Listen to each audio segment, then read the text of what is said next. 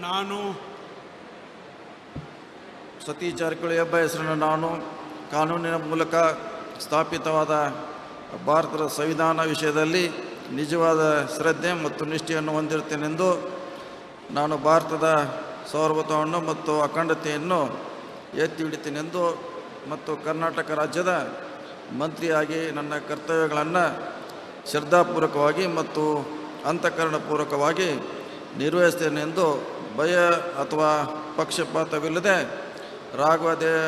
ರಾಗದ್ವೇಷ ಇಲ್ಲದೆ ಎಲ್ಲ ಬಗೆಯ ಜನರಿಗೆ ಸಂವಿಧಾನಕ್ಕೆ ಮತ್ತು ಕಾನೂನಿಗೆ ಅನುಸಾರವಾಗಿ ನ್ಯಾಯವಾದವನ್ನು ಮಾಡುತ್ತೇನೆ ಎಂದು ಶ್ರದ್ಧಾಪೂರ್ವಕವಾಗಿ ಪ್ರತಿಜ್ಞೆ ಮಾಡುತ್ತೇನೆ.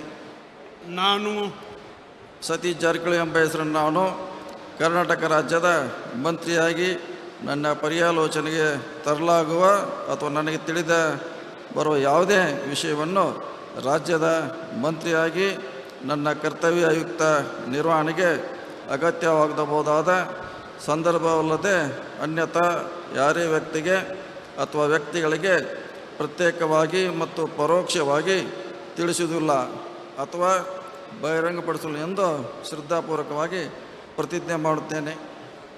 ಧನ್ಯವಾದಗಳು ಸರ್. ಮಾನ್ಯ ಸಚಿವರು ಈಗ ಪ್ರಮಾಣ ವಚನಕ್ಕೆ ಸಹಿ ಮಾಡಲಿದ್ದಾರೆ.